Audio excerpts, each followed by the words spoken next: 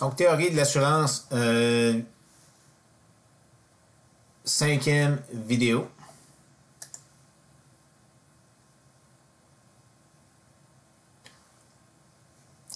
Donc, à quoi peut ressembler un équilibre dans un modèle où les assureurs sont incapables de différencier les individus à haut risque des individus à faible risque? Et dans un univers où on considère le marché d'assurance compétitif à un tel point que tous les contrats d'assurance offerts sur le marché sont des contrats d'assurance à prime concurrentielle. Tout d'abord, on sait qu'on peut desservir les individus de type H sans problème. Donc, il y a moyen de mettre en marché le contrat à couverture entière et à prime concurrentielle s'adressant aux individus de type H. Ça ne pose aucun problème. Les individus de type H préfèrent ce contrat d'assurance à l'absence d'assurance. Donc, le point B pour un individu H est préféré au point A. Et le point B ici, pour les individus F, est inférieur au point A. Donc, les individus de type F n'achèteront pas ce contrat. Maintenant, que peut-on faire avec les individus de type F? OK? Donc, pour les individus de type F, il y a un ensemble ici de possibilités où on voit les points rouges ici. Il y a un ensemble de possibilités pour lesquelles le niveau de consommation offert aux gens F est supérieur à ce qu'ils consomment sans assurance, est supérieur au point A. Et pour l'ensemble des points, des 4 points qui sont dessinés sur le graphique ici, l'assureur offrant le contrat d'assurance menant à ces niveaux de consommation-là réalise un profit espéré positif, car les points rouges ici sont en dessous de la droite zéro profit qui s'adresse aux gens de type F. Et pour l'ensemble des points rouges ici, aucun des points H ne sera intéressé à se les procurer parce que les individus de type H ici préfèrent tous le point B aux 4 points rouges qui sont dessinés sur le graphique. Mais les individus de type F, eux, si jamais ces points-là étaient accessibles, ils les choisiraient. Donc, nécessairement, tranquillement, à mesure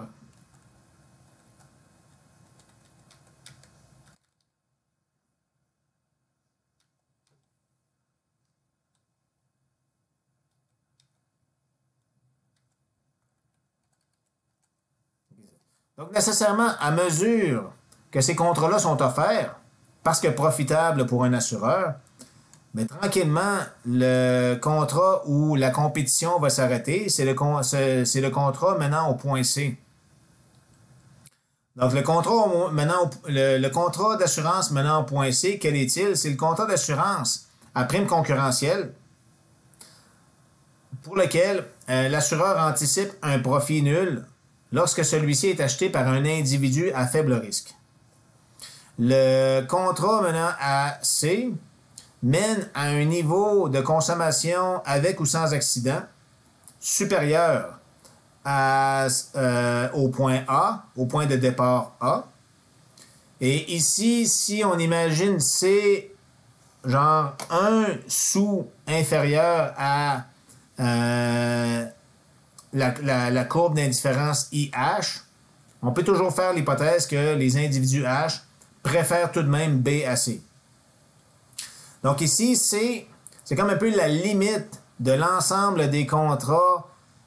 C, c'est la limite de l'ensemble des contrats à zéro profit s'adressant à des individus de type F qui n'intéressent pas les individus de type H.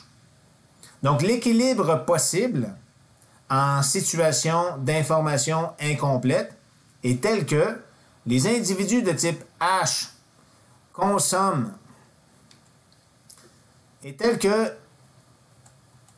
les individus de type H consomment un contrat à couverture entière et à prime d'assurance élevée qui les mène au point B, et les individus de type F consomment un contrat d'assurance à couverture partielle mais à prime très très faible, qui les mène au point C.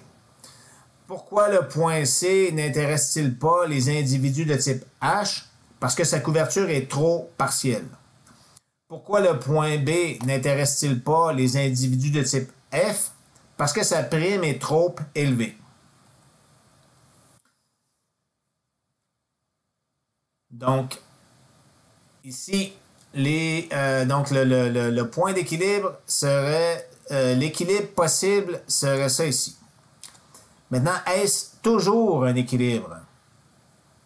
Est-ce que les points B, est-ce que les deux contrats possibles menant au point B et C constituent toujours un équilibre? Est-ce qu'on peut arrêter notre analyse ici? Non. Non, on ne peut pas arrêter notre analyse ici. Il existe des situations où il n'y a pas d'équilibre dans un marché concurrentiel d'assurance. Pourquoi? Supposons qu'il y ait beaucoup d'individus à faible risque dans la population et que la droite de zéro profit moyenne soit la ligne bleue, okay, qui se trouve à être la droite de zéro profit calculée avec le profit moyen dans la population, soit le profit P-bar, donc proportion d'individus à faible risque fois probabilité d'accident F, plus proportion d'individus à haut risque fois probabilité d'accident H. Donc, la droite zéro, supposons que la droite zéro profit moyenne dans l'économie soit la ligne bleue. Ben, qu'est-ce qu'un assureur peut faire dans une telle situation si tous les autres assureurs offrent des contrats d'assurance menant soit à B, soit à C? OK? Donc, supposons que moi, je suis un assureur parmi 150 autres assureurs. Donc, moi, j'ai 149 compétiteurs. À l'heure actuelle, tout le monde offre les deux mêmes contrats. OK? Le contrat à couverture entière et prime élevée menant au niveau de consommation B et le contrat à couverture partielle et prime faible menant au niveau de consommation C. Est-ce que moi, est-ce que moi j'ai intérêt à offrir un autre type de contrat? Ben oui. Je pourrais offrir un contrat qui mène au point rouge ici. OK? Et là, ça me dérange pas. N'importe qui peut l'acheter. Ça me dérange pas que la personne qui l'achète, ce soit un F ou un H. J'offre le contrat qui mène au point rouge. Comment est-ce que je fais ça? Ben, je charge une prime qui soit égale à la... Donc, si on descendait une ligne pointillée ici, ben ma prime d'assurance, c'est W0 moins le point ici. OK, ça, c'est la prime que je charge sur ce contrat-là. Maintenant, comment est-ce que je fais? Quelle indemnité est-ce que je verse en cas d'accident? Ben, en cas d'accident, ici, W0 moins K m'amène au point A. Ben, moi, je donne une indemnité légèrement inférieure à K, mais quand même relativement substantielle. OK, donc ça, c'est mon contrat que je pourrais mettre en marché. Ben, ce contrat-là me rapporte de l'argent, peu importe qui l'achète. Pourquoi? Parce que le point rouge est en dessous de la droite de zéro profit moyenne de l'ensemble de la population. Donc, si je mets ce contrat-là sur le marché, j'anticipe de faire un profit positif. C'est sûr que s'il y avait seulement les individus à haut risque qui l'achetaient, ça me ferait perdre de l'argent. Mais si tout le monde l'achète, ben là, je gagne de l'argent parce que si tout le monde l'achète, je compare le profit de ce contrat-là à la droite de zéro profit moyenne. S'il y avait seulement les individus à haut risque qui l'achetaient, il faudrait que je compare le profit de ce contrat-là à la droite de zéro profit H. Et s'il y avait seulement les individus F qui l'achetaient, il faudrait que je compare l'espérance de profit de ce contrat à la droite de zéro profit F.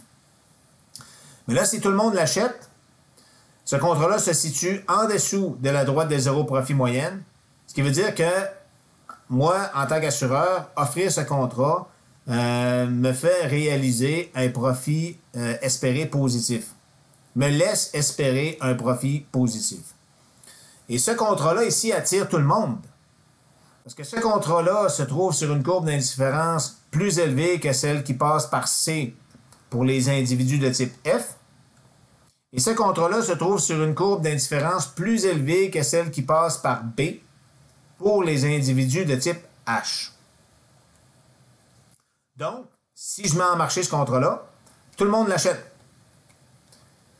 Sauf qu'un autre assureur pourrait offrir un contrat encore plus intéressant puis encore un petit peu plus proche de la droite de zéro profit moyenne, et ainsi de suite, et ainsi de suite. On permet de le faire. On a fait l'hypothèse que le marché d'assurance était compétitif. Donc, si c'est possible de faire un contrat, s'il y a de la place pour un contrat profitable, il y a un assureur qui va se placer à cet endroit-là. Donc, la compétition va se terminer, la compétition entre assureurs va se terminer lorsqu'on va être exactement sur la droite de zéro profit moyenne, ce qui nous ramène au scénario de contrat unique pour tout le monde. Et on a démontré un peu plus tôt dans le cours qu'un contrat unique pour tout le monde ne constitue jamais un équilibre.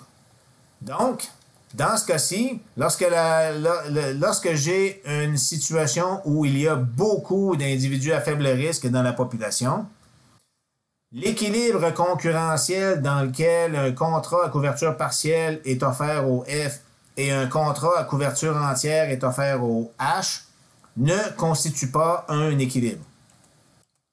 Mais si la droite de zéro profit moyenne passe en dessous de la courbe d'indifférence des F qui passe par C, bien dans ce cas-ci, nous avons un équilibre.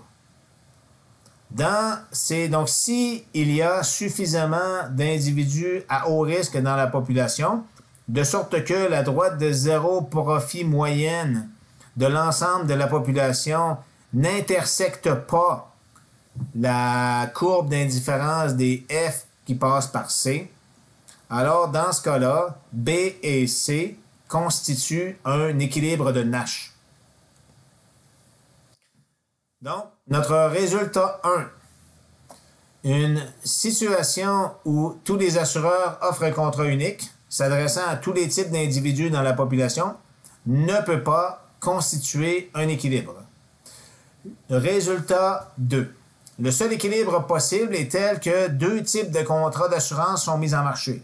Un contrat à couverture entière et à prime concurrentielle en fonction de la probabilité d'accident élevée, et un contrat à couverture partielle et à prime concurrentielle en fonction de la probabilité faible d'accident. Les individus à haut risque choisissent le contrat à couverture entière parce que celui à couverture partielle couvre trop partiellement.